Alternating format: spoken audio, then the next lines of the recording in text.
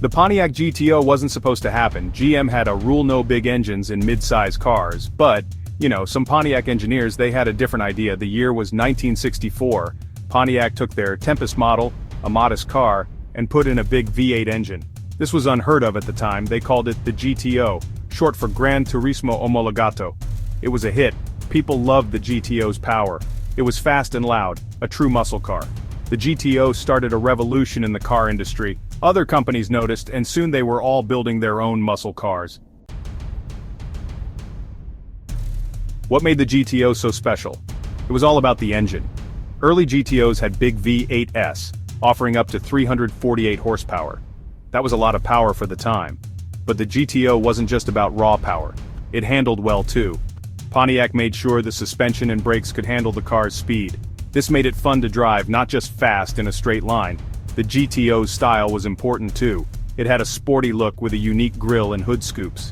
The interior was simple but functional, with bucket seats and a floor-mounted shifter. The GTO looked as good as it drove.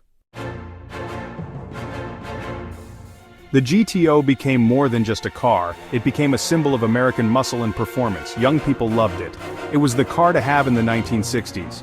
Movies and TV shows featured the GTO. It was in two-lane blacktop and the Rockford Files. The Beach Boys even sang about the GTO in their song Little Deuce Coupe.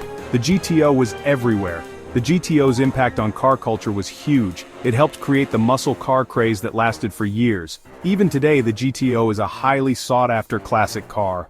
People love its style, power, and history. The GTO went through many changes over the years. It got bigger and more powerful in the late 1960s. The design changed too, with a more aggressive look. But the GTO always stayed true to its roots. It was a muscle car at heart. Though Pontiac stopped making the GTO in 1974, its legend lives on. It represents a time when cars were raw and powerful.